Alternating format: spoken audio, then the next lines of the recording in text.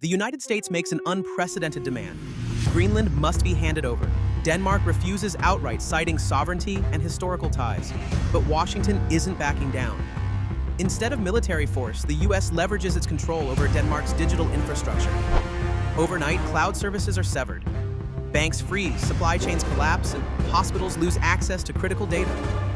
Denmark scrambles for solutions, but the damage is immediate. The world watches as a new kind of warfare begins. Copenhagen wakes up to chaos. ATMs stop working, businesses can't process payments, and government systems are paralyzed. Hospitals struggle as patient records vanish. The Danish Prime Minister addresses the nation, calling the US actions economic warfare. Protesters flood the streets, demanding immediate action. Meanwhile, Washington remains silent, watching Denmark's response. The world debates. Is this a legitimate geopolitical move or an act of aggression? The crisis deepens, and Denmark faces an impossible choice. Greenland's premier stands firm. "We are Danish, and we will not be sold," he declares.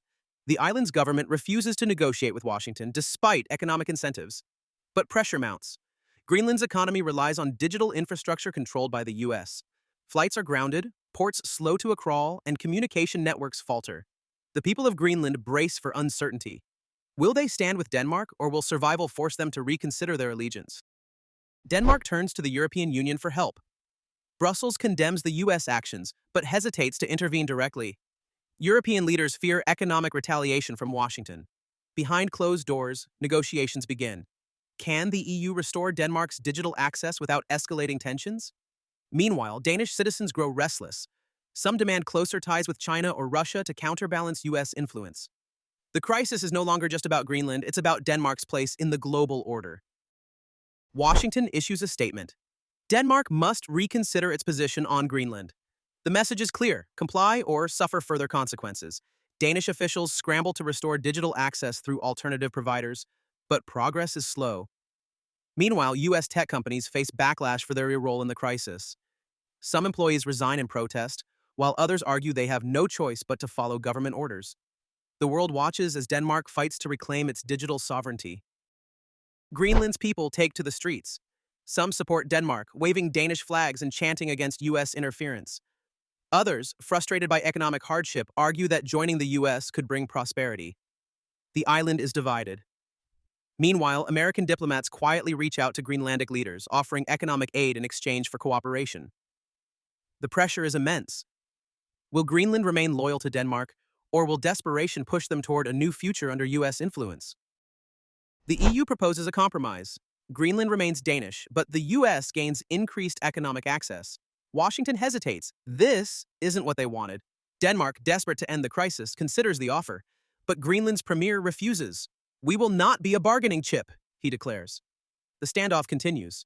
Meanwhile, cyber attacks hit Danish infrastructure, further crippling the nation.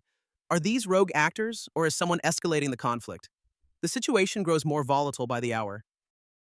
Denmark's military is placed on high alert. While no shots have been fired, the digital siege feels like an act of war. NATO allies express concern but avoid direct involvement. Meanwhile, China and Russia watch closely, seeing an opportunity to challenge US dominance. If Denmark falls, who's next? The crisis is no longer just about Greenland. It's about the future of global power. The world holds its breath as tensions reach a breaking point. A breakthrough or a trap? The US offers to restore Denmark's digital access in exchange for military cooperation in the Arctic. Denmark hesitates. Accepting could mean losing sovereignty over Greenland in the long run. Refusing could mean further economic devastation. The Danish Prime Minister faces the toughest decision of her career. Meanwhile, protests intensify and the world watches. Will Denmark stand firm, or will it be forced into a deal it cannot refuse? The crisis remains unresolved. Denmark refuses to surrender Greenland, and the US refuses to back down. The EU struggles to maintain stability, while Greenland stands firm in its defiance. The world watches as a new kind of warfare, digital, economic, and political, unfolds. Will diplomacy prevail, or is this just the beginning of a larger conflict? One thing is certain: the battle for Greenland has changed the global order forever. The next move could decide everything.